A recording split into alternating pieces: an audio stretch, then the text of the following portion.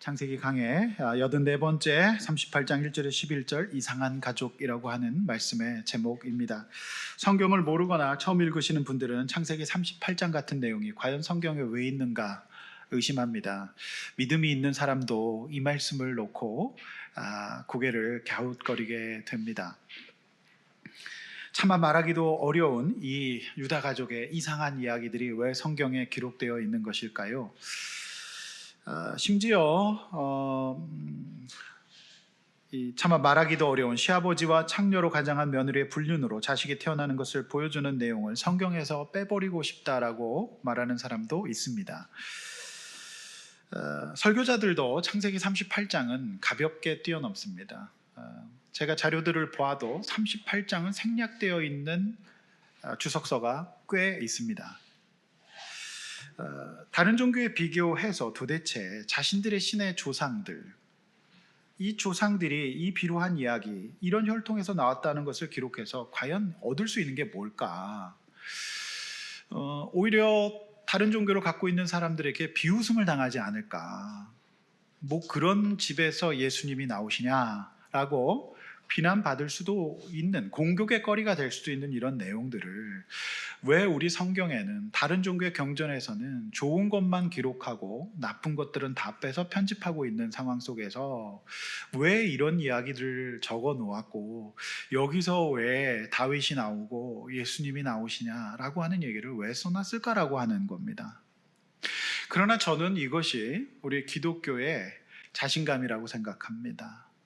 그리고 다른 인간이 만든 종교에서 해결할 수 없는 문제들을 해결하시는 하나님, 이러한 우리를 사랑하시는 하나님, 이걸 보여주는 굉장히 중요한 말씀이라고 저는 생각을 합니다. 메시지의 흐름상 요셉의 이야기가 한참 진행되고 있는데 느닷없이 38장에 유다의 비행이 들어갑니다. 이 얘기가 연결이 되는 것 같지는 않지만 창세기를 연구한 학자들과 또 제가 지금까지 성경을 쭉 연구하고 풀면서 이 말씀은 반드시 들어가야 될 말씀입니다. 야곱의 족보로 시작이 된다고 말씀드렸습니다. 그래서 그 야곱의 족보가 끊어질 수 있는 위기를 맞이하는데 이 족보가 하나님의 은혜로 계속 이어지는 말씀이 되겠습니다. 그리고 그가 왜 야곱의 족보, 이 가족에서 중요한 역할을 하게 되는가? 중요한 역할을 할 만한 사람이 아니었는데 어떻게 중요한 역할을 하게 되는가에 대한 말씀이 들어갑니다. 그러므로 이 이야기는 반드시 필요한 말씀이 되겠습니다. 제가 지금까지 84번의 창세기 강해의 설교를 했는데요. 지금까지 개인적으로 가장 인상적인 창세기 본문이 어디냐고 라고 저한테 묻는다면 저는 오늘 본문의 38장을 꼽고 싶습니다. 굉장히 인상적이고 기독교의 복음을 잘 설명하고 있는 말씀이라고 하는 것이죠. 또 저와 여러분들을 설명하고 있는 모습이기도 한 것이죠. 하나님의 말씀입니다. 하나님의 말씀을 여러분 들으십시오. 본론입니다. 첫 번째 1절에서 6절 이상해지는 유다를 볼 수 있습니다. 요셉을 애굽 상인들에게 팔아 넘깁니다. 사실상 죽였습니다. 그 뒤에 1절 유다가 자기 형제들로부터 떠나 헤브론에서 남부가나안으로 내려갑니다. 유다가 왜 자기 형제들을 떠났을까요? 여러분 이 맥락을 잘 생각해 보면 이해할 수 있습니다. 사랑하는, 편애하는, 너무나도 끔찍게 아꼈던 아들 요셉이 죽었다고 생각한 거죠. 그러자 아버지 야곱의 지옥과 같은 삶이 계속됩니다. 살았으나 죽은 것 같고 너무 우울하고 스올로 내려가는 삶이 오래됩니다. 이걸 어떻게 금방 극복할 수 있겠습니까? 집안 분위기는 엉망이 됐습니다. 그리고 형제들도 쉬쉬합니다. 그리고 아버지가 너무너무 낙심하고 힘들어 하잖아요. 자, 이 무거운 분위기에서 형제들은 자연스럽게 이 이유를 제공한 것 같은 유다에게 책임을 돌렸을 겁니다. 네가 팔자고 했잖냐. 그러니 나름 유다는 동생 살린다고 한 행동이었지만 결과적으로는 본인이 이 모든 불행의 원인 제공자가 된 셈입니다. 이 구조 속에서 유다가 견디기는 쉽지 않았을 겁니다. 너무너무 마음이 힘들고 죄책감이 들고, 그런데 동시에 동의했던 형제들에게 탓하고 싶었을 겁니다. 이 구조 속에서 유다는 이제 분리만이 자신이 살 길이라고 생각을 했던 것 같아요. 이해되지 않습니까? 좋은 마음밭을 가지고 있었던 유다였지만 자신의 이런 현실을, 자신은 죽이려고 하는 형제들을 설득해서 살려놨는데 결국 죽인 사람이 됐으니까 너무 마음이 어려운 겁니다. 그러니까 이 현실을 해석할 힘이 유다는 없었던 것 같아요. 그래서 이제 그는 이 지긋지긋한 집을 떠나서 마음껏 자신의 삶을 살아보고 싶었던 것 같습니다. 2절, 유다가 거기서 가나안 사람 수아라 하는 자의 딸을 보고 그를 데리고 동침합니다. 3절, 그가 임신하여 아들을 낳습니다. 유다는 어린 시절부터 아버지와 할아버지의 이 혼인, 결혼에 대한 이야기를 들었을 겁니다. 어떻게 그의 아버지와 할아버지들이 결혼했는지, 그리고 하나님께서 결혼에 대해서 얼마나 중요하게 생각하시고 그 과정이 힘들지라도 절대로 가나안 여인과 결혼하지 말라고 거듭 말씀하셨고, 아버지가 그 할아버지가 얼마나 이 혼인 문제에 있어서 신중하고 고생을 감내했는지를 다 들었을 겁니다. 그래서 그런 이야기를 듣고 자랐던 유다였지만 한순간에 이 가족에게 주어졌던 이 혼인의 명령을 가볍게 깨버립니다. 결혼은 초스피드로 이루어집니다. 어떠한 고려나 인도를 받으려는 기도나 묵상의 시간이 없습니다. 오직 유다의 직관과 감정만이 작동됩니다. 여러분 보시면 동사만 난무합니다. 동사만. 뭐라고 합니까? 생각하고 고려하고 인도받고 이런 거 없습니다. 오직 동사, 오직 짐승과 같은 동사만 강조돼요. 뭐라고 합니까? 보고 데리고 동침하고 낳습니다. 보고 데리고 동침하고 낳다. 어떤 고려가 없어요. 동사만 난무합니다. 그렇습니다. 사실상 이 38장 유다 가정의 이상한 모습은 바로 여기서부터 시작이 된 겁니다. 3절에서 5절까지 엘, 오난, 셀라까지 아이 셋을 쭉 연거푸어 놨습니다. 각각 이름 뜻은 엘은 깨어있다, 주의 깊다 라는 뜻이고요. 둘째 오난은 강하다, 힘이 있다라고 하는 뜻이고, 막내 셀라는 평화와 번영을 뜻하는 겁니다.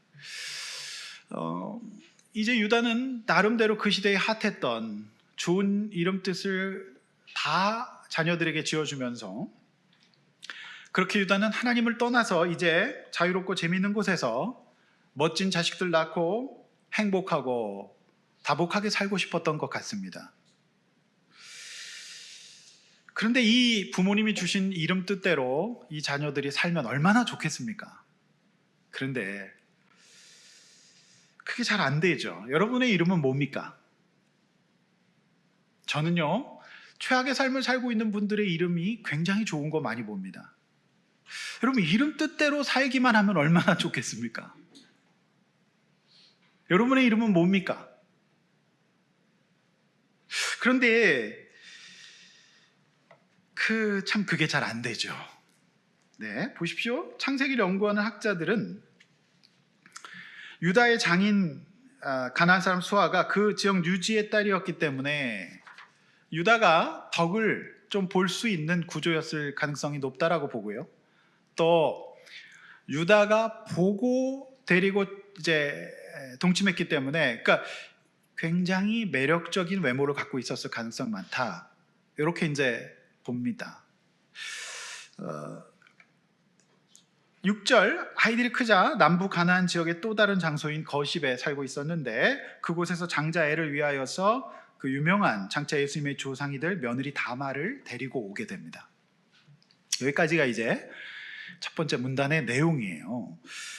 이를 통해 알 수 있는 것은 유다가 자신은 하나님을 떠나서 가나안에서 그저 보기 좋고 또 이런 마음일 겁니다. 이제 그 지긋지긋한 형제들과 아버지 하나님 떠나서 헤브론 예배하는 삶을 떠나서 보란 듯이 한번 보여주고 싶었을 것 같아요. 내가 이 정도 산다. 너희들보다 내가 잘 산다. 짠하게 한번 보여주고 싶었을 겁니다. 그래서 이름 이렇게 짓고 되었다. 이런 마음이 왜 없었겠습니까? 동생 팔아먹은 사람으로 정죄받았던 유다가 이제 하나님 떠나서 잘 살고 싶고 보여주고 싶었던 심리가 충분히 이제 보입니다. 그런데 이제 유다는 그래도 자신이 믿음의 족장 가정에서 보고 자란 것이 있어서 큰 아들의 며느리를 자기가 데려옵니다.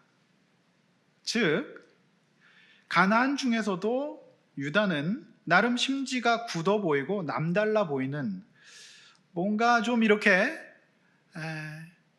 그 중에서도 좀 남달라 보이는 이 다말을 본인이 데리고 와서 이 아들, 큰 아들의 며느리로 이제 아내로 이제 줍니다. 그러니까 본인은 잘못했지만 그냥 살았지만 그래도 들은 것이 있으니까 혼인이 중요한 걸 알기 때문에 이 다말을 데려옵니다. 그러니까 이 다말을 데려오면서 이 유다가 얘기했을 겁니다. 우리 집안 내력에는 아브라함, 이삭, 야곱으로 이어지는 하나님의 은혜가 있었다. 그 얘기를 왜 안 했겠습니까? 우리 집이 비록 이래도 지금 우리 집은 뼈대가 있는 집안이다. 그리고 우리 집에는 하나님의 은혜가 있단다 라면서 설득해서 데리고 왔을 겁니다. 그러니까 이제 아무리 지금 가나안으로 내려와서 하나님을 떠났지만은 그 족장 유다의 눈에 간택을 받은 범상한 여인이었어요. 보통 여자는 아니었던 겁니다. 그러니까 뭔가 좀 가나안 사람들하고 다른 면모가 있었겠죠. 그래서 이 다말 통해서 이 유다가 회개하게 되거든요. 온 가족이 변화받게 됩니다. 사실 저는 이 창세기 38장을 이 불편한 본문을 한 번의 설교로 퉁치려고 했습니다. 그런데 제가 11절까지를 자를 수밖에 없었던 것은 내용이 너무 많아요. 그냥 넘어가기에는 너무 귀중한 진리들이 많다라고 하는 것이죠.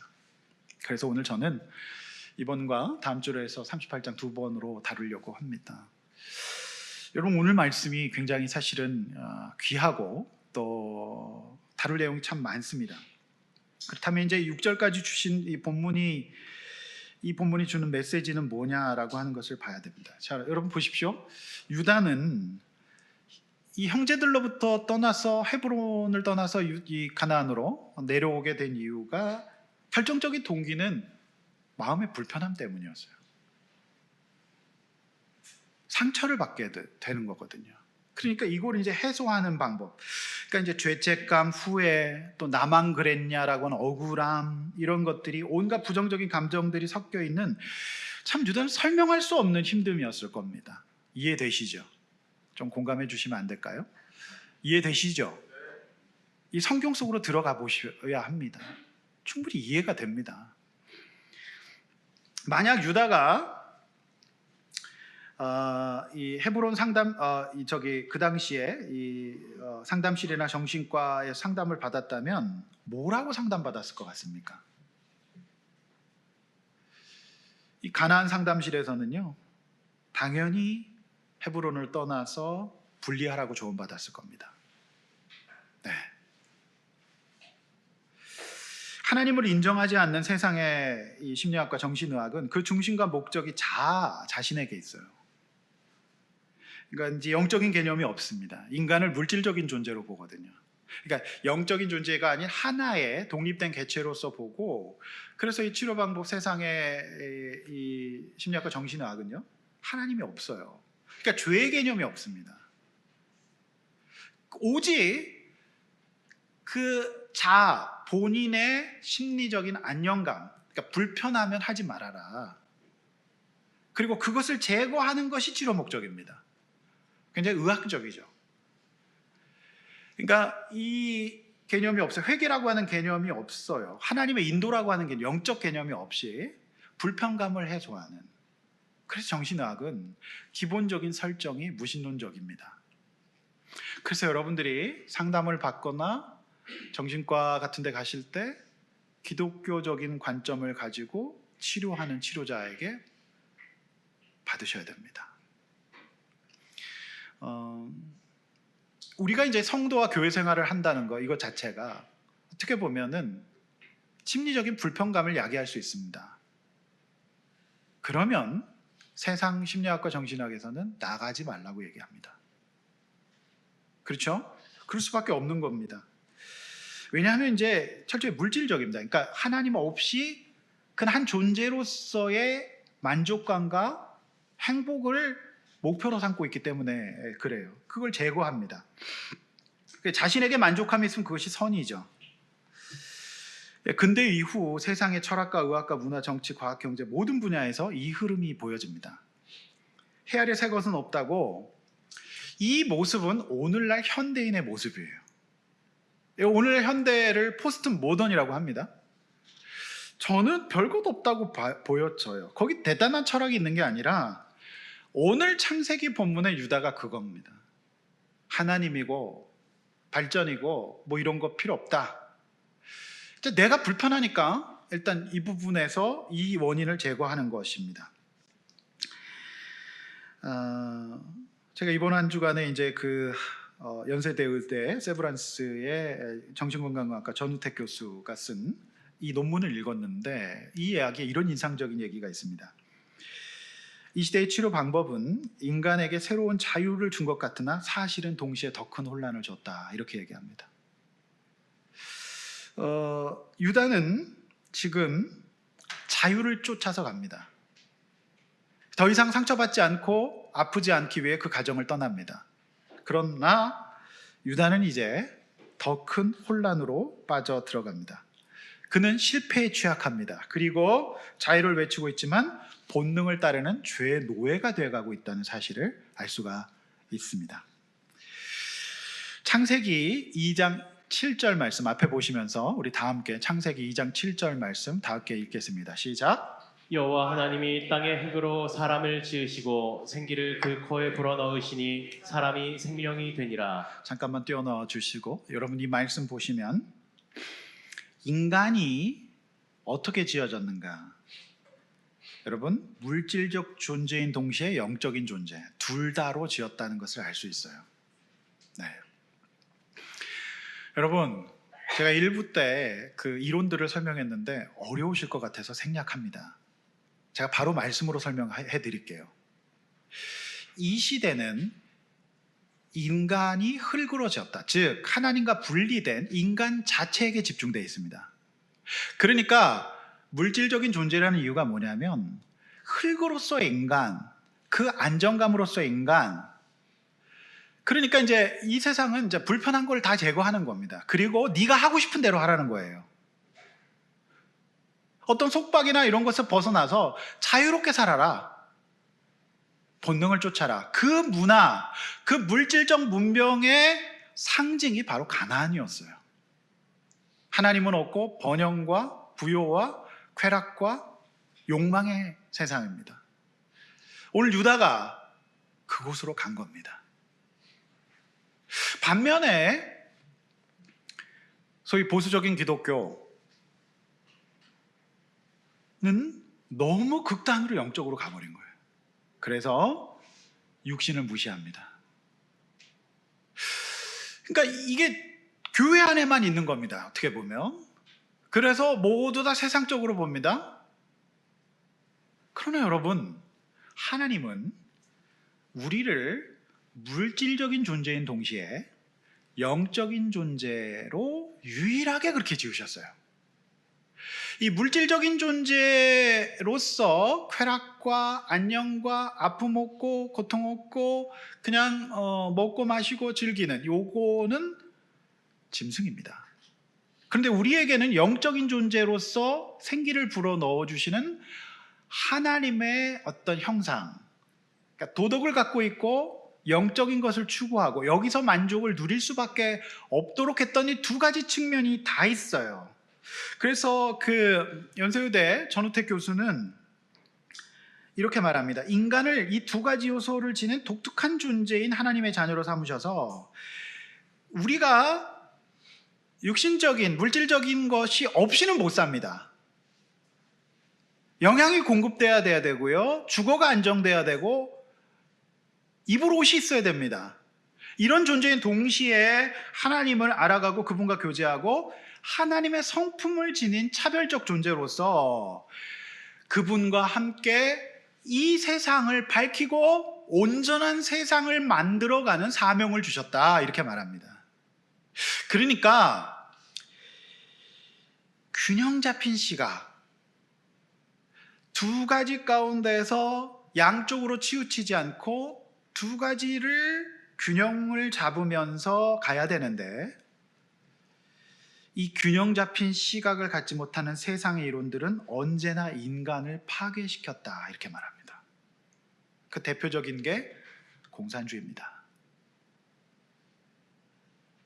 균등하게 분배하고 나누면 행복할 거라 생각했던 거죠. 그런데 인간은 그것만으로 안 됩니다.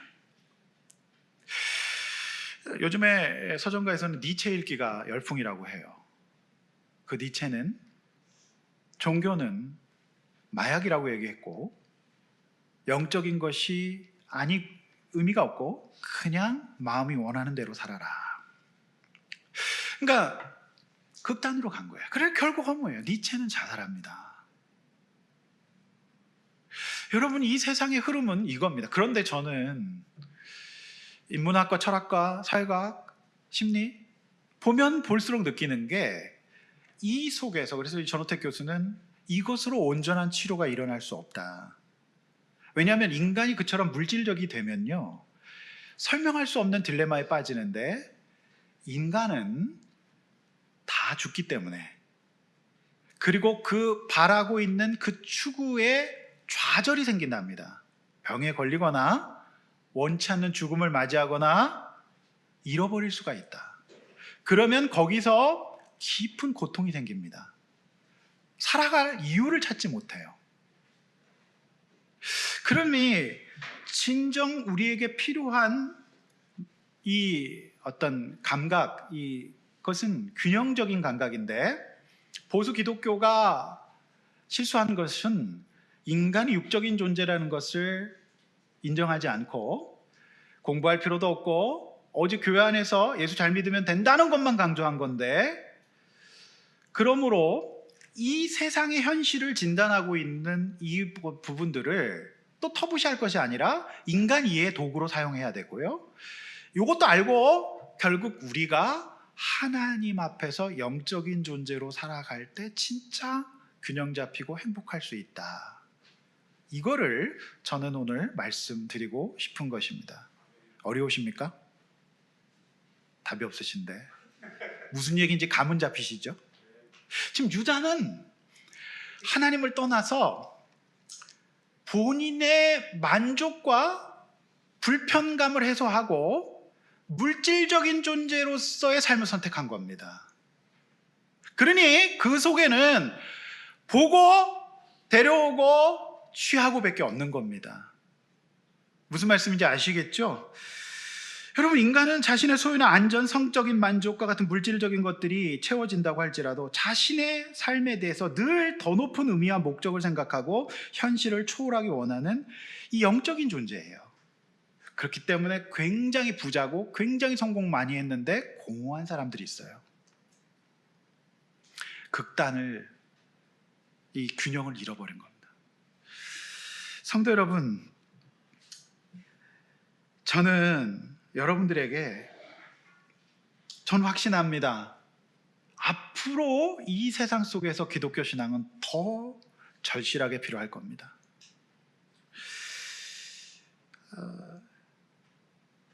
여러분이 왜 교회를 나오셔야 됩니까?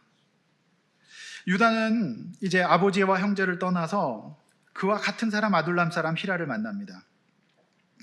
히라가 이 유다와의 관계 속에서 어떤 일을 행하는지 아십니까? 계속해서 죄의 심부름을 해줘요. 유다의 죄에 나중에 이제 유다가 이제 장녀와 간음하고 그 화대를 치르는 측면에 있어서 심부름해 줍니다.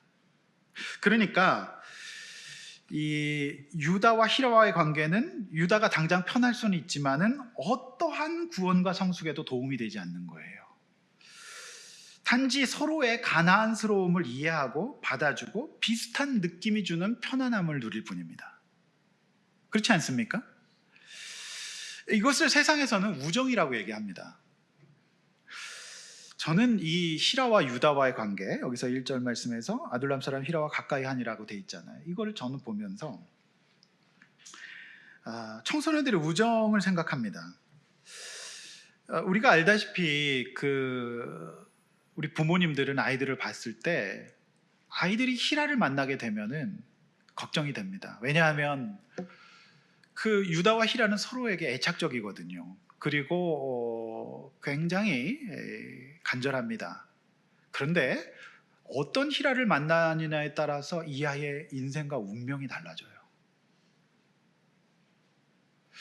그래서 학폭이나 선도위 같은 데 제가 가보면 많은 부모님들이 꼭 그 얘기합니다. 우리 애는 착한데 누구를 잘못 만나서? 네, 히라를 잘못 만나서 그랬다는 얘기를 반드시 합니다. 유다는 히라와 함께 정신적 연합을 이룹니다. 그렇지만 이 둘의 관계는 서로의 발전이 아니라 서로 뒤로 퇴행하는 관계를 제공합니다. 그래서 죄를 서로 심부름합니다. 굉장히 편하지만 성장은 없는 관계예요. 이 속에서 마치 이제 그 이상함을 감지한 부모가 히라 만나는 자녀에게 그들을 떨어뜨려 놓기만이라도 한다면 죽을 것처럼 저항합니다. 여학생이 집을 나가면 정말 심각해지더라고요. 근데 거기에는 다 히라가 있습니다. 여러분, 이 관계의 중심에 하나님의 말씀과 영적인 회복이 있지 않다면 우리 삶의 관계는 유다와 히라의 관계일 수 있어요. 그래서 여러분, 이 남부 가나안에는 히라가 있습니다. 근데 여기 성경에 이제 38장, 창세기 38장의 아둘람과 우리 사무엘상의 아둘람, 우리 교회는 창세기 아둘람 아닙니다. 우리는 다윗 만나는 아둘람입니다. 근데 이 창세기 아둘람은 히라 만나는 아둘람이에요. 그런데 제가 이 말씀을 보면서 우리가 경계해야 될 것은 뭡니까? 우리가 교회에 와서 히라를 만날 것인가 다윗을 만날 것인가는 여러분의 선택이에요. 즉 하나님의 말씀이 없는 서로 편하지만은 죄에 대한 경고와 서로 성장하지 않는 이 관계에 머물러 있을 때 우리 이름이 창세기 이름이 될 수도 있다라고 하는 거예요. 우리는 누구를 만나야 될까요? 우리는 어떤 구조 속에 있어야 될까요? 여러분, 창세기 아둘람이 아닌 사무엘상의 아둘람이 되시기를 바랍니다.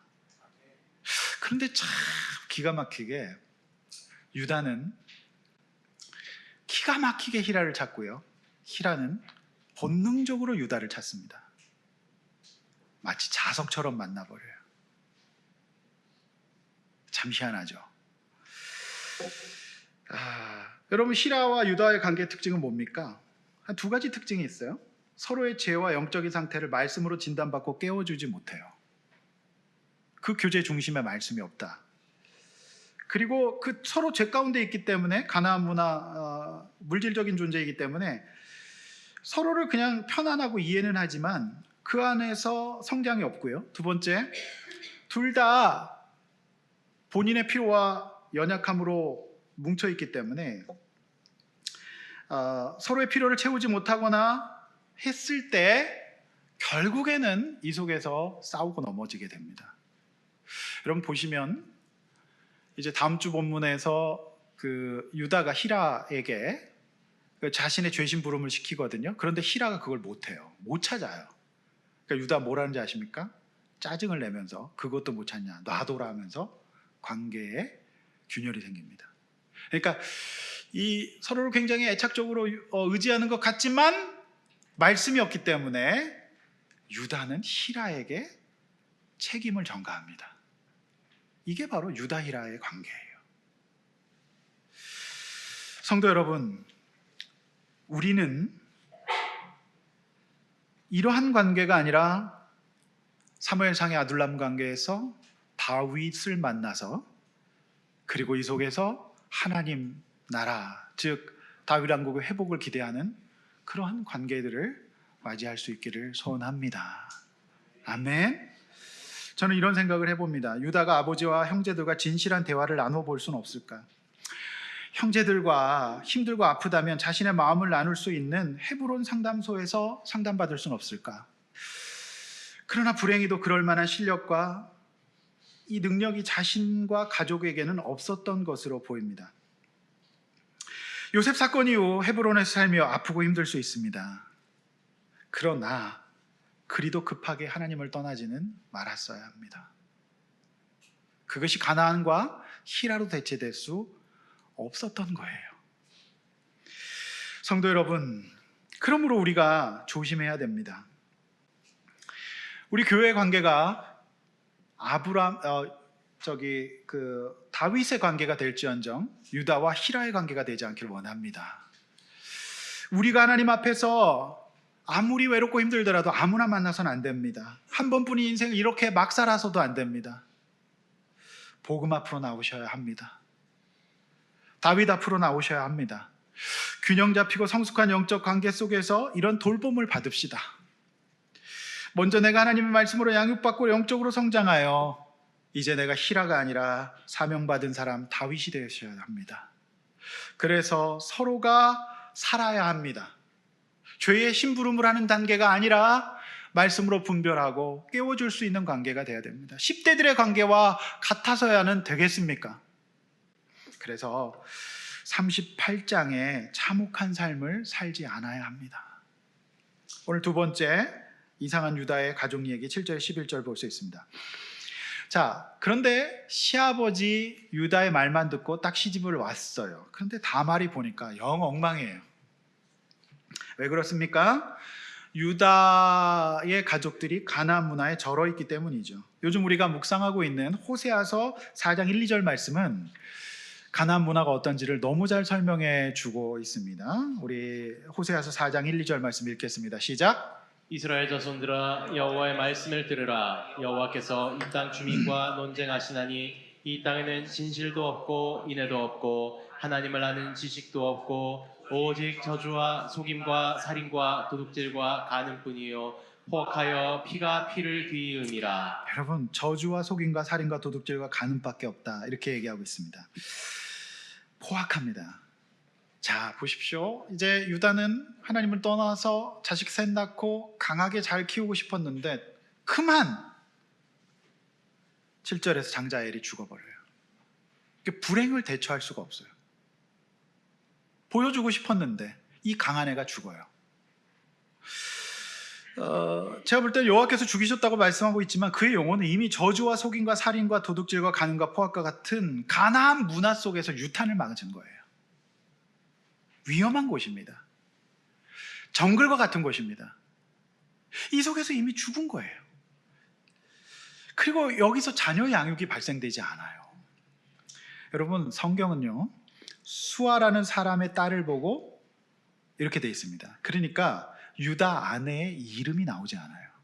무슨 얘기냐 하면 유다는 자신의 아내가 누구인지, 자신의 아내가 어떤 생각을 하고 있는지, 자신의 아내가 어떠한 필요가 있는지를 관심 갖지 않았던 거예요. 여러분, 아내분들이 제일 제가 볼 때는 절망하시는 게 어떤 건지 아십니까? 내 남편이 내 마음을 읽어주지 않고 내가 왜 그러는지 이해하려고 하지 않을 때예요. 성경 기록이 없습니다. 그러니까 유다는 지금 그냥 보고 데리고 취했을 뿐이에요. 요구만 했을 뿐이에요. 밥 달라, 뭐 달라. 하나님을 떠난 유다가 혼인을 그렇게 한 겁니다. 근데 저는 참 안타까운 게 오늘 본문에서 그 아들이 죽었다고 하는데 유다가 슬퍼했다는 기록이 없어요. 이상한 가족입니다. 그러니까 이 구조 속에서는 양육이 발생될 수 없어요. 같이 사는데 다 남이에요. 어떠한 연합도 없어요. 왜 그렇습니까? 그 문화가 그 문화이기 때문에 그래요. 가나안 문화가 저주와 속임과 살인과 가늠뿐이고 포악해서 그냥 자기 살기 바쁜 거예요. 저는 상담 현장 임상에서 이런 가족들을 의외로 많이 봅니다. 여러분, 이게 가나안 문화예요. 이제 며느리 다말은 젊은 과부가 됐습니다. 자, 창세기 시대적 배경은 지금부터 4,000년 전입니다. 자, 중동과 팔레스타인 지역인 메소포타미아와 가나안을 배경으로 해요. 이 시대에는 두 가지 특징이 있어요. 하나는 가부장이에요. 지금도 우리나라는 가부장적인 게 남아있지만 고대근동 구약시대의 가부장은 굉장했습니다. 그리고 유목문화, 이 두 가지가 있습니다. 그러니까 이 속에서 지금 구약 창세기 시작이 되는 거거든요. 그래서 그 구약 창세기 시대 가장 불쌍한 사람 누군지 아십니까? 과부예요, 과부. 그러니까 이 과부가 되면은요, 가부장 속이기 때문에 지금 그 자손, 여러분 그 시대에는 손이 귀했기 때문에 자손은 굉장히 중요한 의미였어요. 왜냐하면 그게 곧 생존이기 때문에 그렇죠. 그런데 남편이 없으니까 그 일을 할 수가 없어요. 그러니까 여러분 우리나라 뭐 조선시대까지만 했어도 우리나라 현대 그 대한민국도 마찬가지지만 자손 문제 때문에 막 이제 동생을 형님 댁으로 이제 뭐 이렇게 입적하는 경우도 많지 않습니까? 그러니까 이 문제는 그 당시엔 굉장히 중요한 문제였습니다. 그리고 그 과부는 사회 경제적 활동에서 배제됐어요. 그래서 일종의 사회복지 제도가 존재했습니다. 그 시대에. 그래서 지금도 사회복지 제도는 의료, 주거, 생활 세 가지가 핵심이거든요. 그래서 그 고대근동 구약 시대에는 두 가지가 있었어요. 하나는 형사 취수제라고 하는 게 있었어요. 형이 죽으면 사, 취수제. 그러니까 형이 자손이 없이 죽었으면 과부가 되지 않습니까? 형수가. 그러면 그 당시에는 이게 혈족으로 인해서 그가 아버지든 그가 아니면은 뭐 이제 동생이든 간에 그 혈족에 의해서 그 형수가 아이를 낳아서 대를 잇도록 해주는 형사취수제. 이거를 여러분 오늘날 윤리적 관점으로 보시면 안 됩니다. 이거 이해가 안 돼요. 근데 그 당시에는 상식과 같은 일이었다는 말입니다. 그래서 그것과 또 하나는 사회보장제도가 있었어요. 룻기에 나오죠. 이 추수 때 미랄, 이삭 같은 거를 우선적으로 주워서 먹고 살 수 있도록 배려해 줬습니다. 이 두 가지가 이제 사회보장제도가 있었다라고 하는 거예요. 여러분 참 이해가 안 되시죠? 요거 윤리적 관점으로 이해하시면 안 됩니다. 아시겠습니까? 네, 요거는 그 당시의 상식이었다라고 하는 점. 그러니까 이거는 성경 문화뿐만 아니라 고대근동의 메소포타미아 문화에서, 가나안 문화에서 당연히 있던 겁니다. 그러니까 다말이 지금 그런 생각을 하게 되는 거예요. 여러분 다말이 굉장히 발칙하다고 생각하시죠? 아닙니다.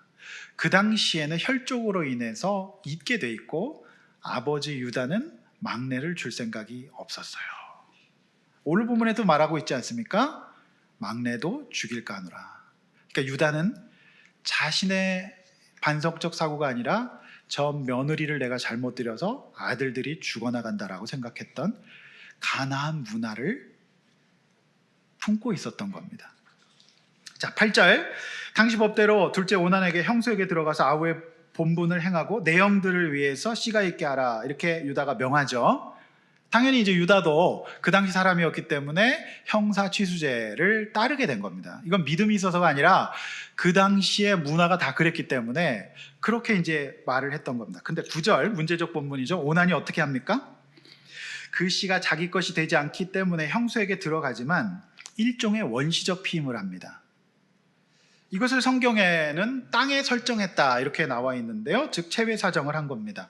당시로는 보기 힘든 오난의 발칙한 행동이었습니다. 여러분, 여기서 오늘날 성을 자기 만족적 쾌락의 도구로 사용하는 소위 자의행위를 상징하는 오나니즘의 기원이 여기서 나옵니다. 오난. 여러분, 이름 참 대단하죠? 이름이 이렇게 쓰일지는 오난은 미처 몰랐을 겁니다. 오나니즘이 됩니다. 그러니까 오난이 이런 거예요. 형이 이제 죽었어요. 그럼 자기가 장자가 돼서 자연스럽게 유산도 많이 받을 거고 이렇게 하는데, 그 당시 사회복지 제도가 그런데 이거를 가서 조카를 낳아주면, 그러니까 내 아들이 되는 것도 아니고 형의 아들이 되는 겁니다. 그러니까 이제 그리고 거기를 다 지원해야 돼요. 그러니까 오난 입장에서는 하기 싫겠죠. 나한테 그게 안 돼요. 형수에겐 좋을지 모르지만. 그러니까 이 오난이 참 못된 게 뭐냐면, 그러면 거절하고 거부할 수 있습니다. 그런데 그렇게 하지 않고 들어가서 재미만 본 겁니다. 여러분, 이 들어가라고 했던 것이 이제 히브리 원어를 보면은 반복적이에요. 그러니까 아버지 입장에서는 아기가 안 생기거든요. 계속 들어가라 그러는 거죠.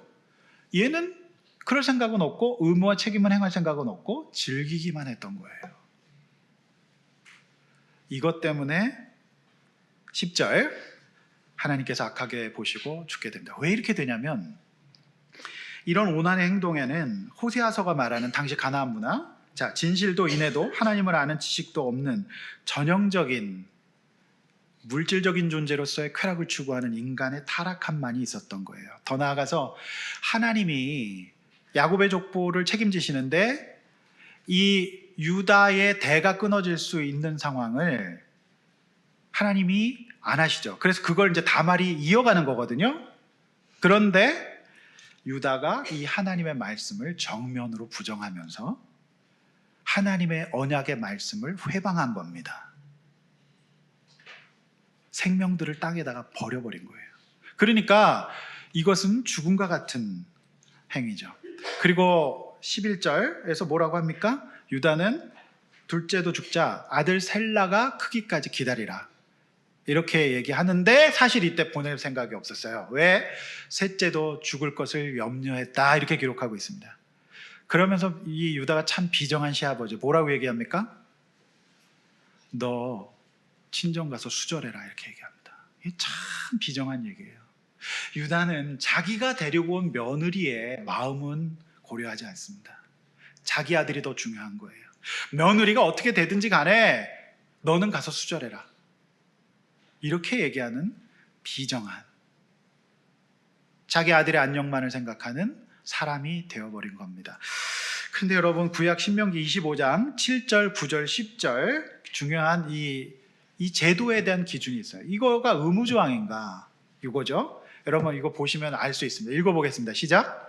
그러나 그 사람이 만일 그 형제의 아내 맞이하기를 즐겨하지 아니하면 그 형제의 아내는 그 성문으로 장로들에게로 나아가서 말하기를 내 남편의 형제가 그의 형제의 이름을 이스라엘 중에 잊기를 싫어하며 남편의 형제된 의무를 내게 행하지 아니하나이다 할 것이요, 그의 형제의 아내가 장로들 앞에서 그에게 나아가서 그의 발에서 신을 벗기고 그 얼굴에 침을 뱉으며 이르기를 그의 형제의 집을 세우기를 즐겨 아니하는 자에게는 이같이 할 것이라 하고 이스라엘 중에서 그의 이름을 신벗김 받은 자의 집이라 부를 것이니라. 여러분, 성경은 굉장한 디테일이 있습니다.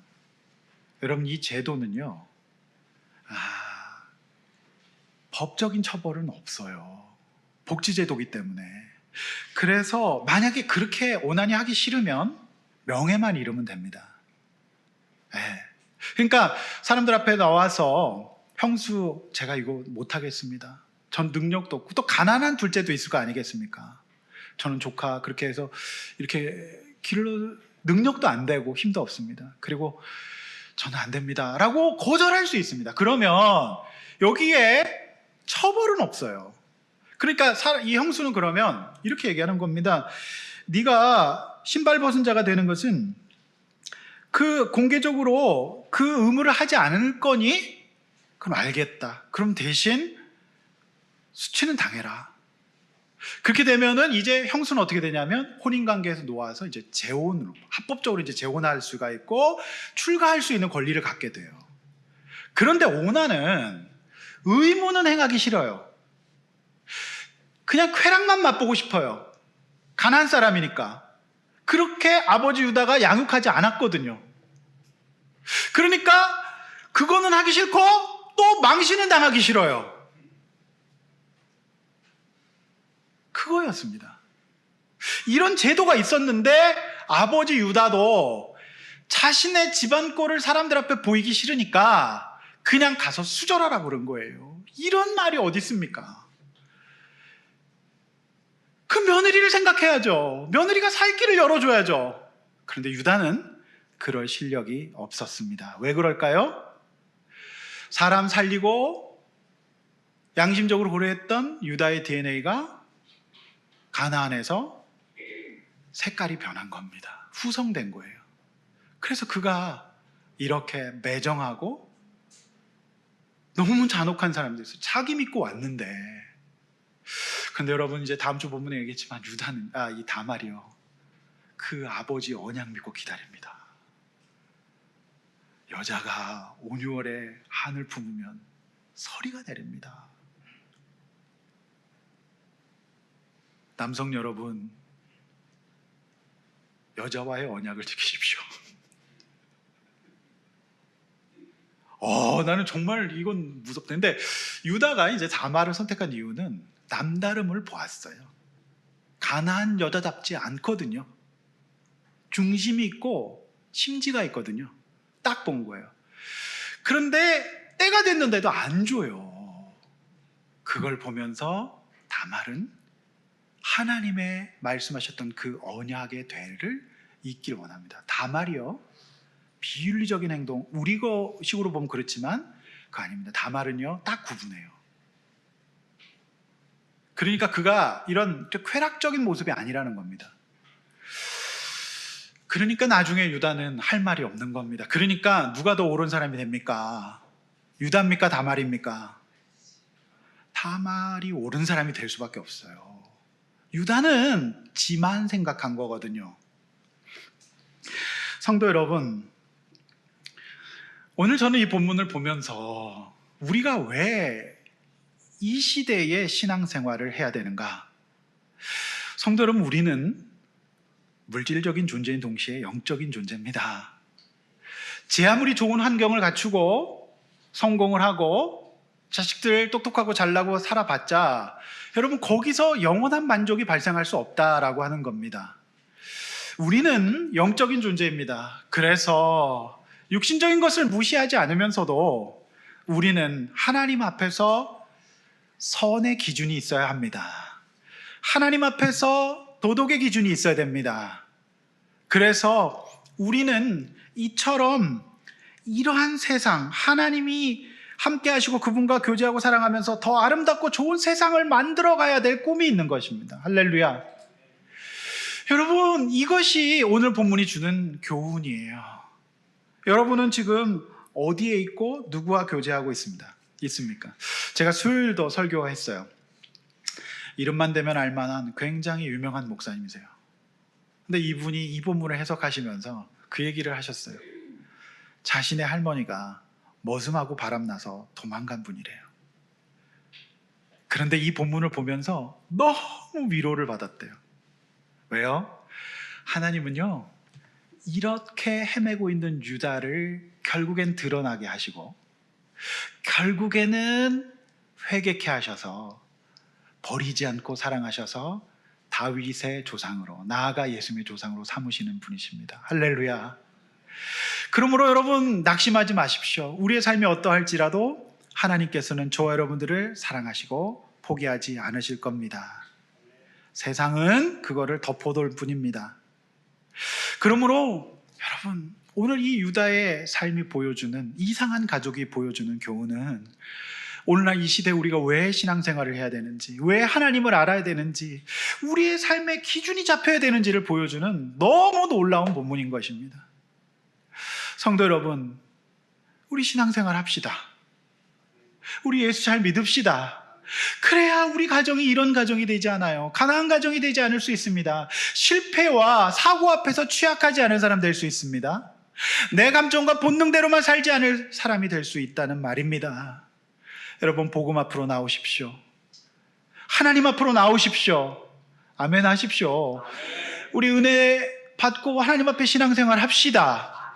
그때에 균형 잡힌 하나님의 사람들이 될 수 있을 줄로 믿습니다. 성경 창세기 38장은 결국에는 유다가 아닌 다말의 손을 들어줍니다. 여러분은 자기 자식보다 지금 누구보다도 약자인 다말을 배려할 줄 아는 사람입니까? 권력을 지닌 힘의 논리로 자신의 양심을 외면하는 유다입니까? 그렇게 살면 안 됩니다. 그 안에서 행복이 발생할 수 없다. 결국에는 좋은 신앙생활, 하나님의 은혜 가운데서 우리는 참된 사람이 될 수 있습니다. 행복하고 건강하고 균형 잡힌 사람 될 수 있습니다. 애써 무시하지 마시고 우리 주님 앞으로 나오십시오. 이것이 바로 오늘 본문이 보여주는 우리가 신앙생활 해야 될 이유입니다. 이렇게 한번 나눠 보시길 바랍니다. 마음이 불편할 때 나는 어떤 방법을 택합니까? 한 번뿐인 인생을 어디에 속해 누구와 함께 살고 싶습니까? 죄로 인해 죽었던 나를 살리신 하나님 앞에 감사하고 끊어낼 내 안의 오난과 유다의 모습은 무엇인지를 오늘 회개할 수 있기를 원합니다. 하나님을 떠나지 마십시오. 세상과 히라에게 가지 마십시오. 믿음 안에서 고치고 성장합시다. 아니라면 유다와 같은 막장 인생을 살게 될 줄도 모릅니다. 찬양하고 기도하시겠습니다. 주여, 우리는 연약합니다. 오늘을 힘겨워합니다. 들은 말씀 생각하며 주님의 은혜를 간구합시다. 주여, 우린 연약합니다. 주여, 우린 연약합니다.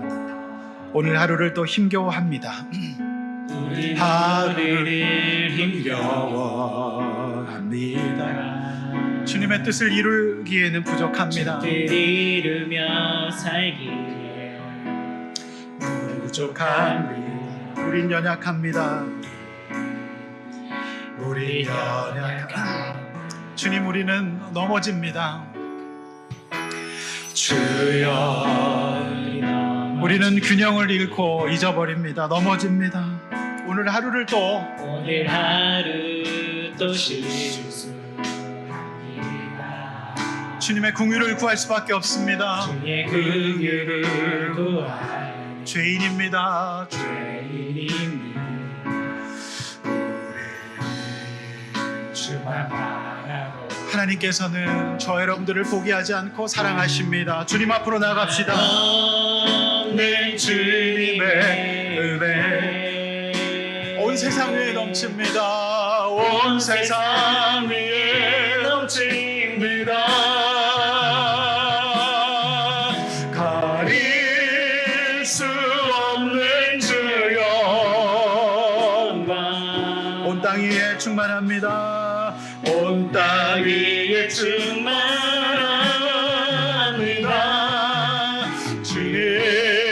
주님만이 그리오니 우린 그 길을 따라갑시다. 우린 그 길 따라갑니다. 이 나라를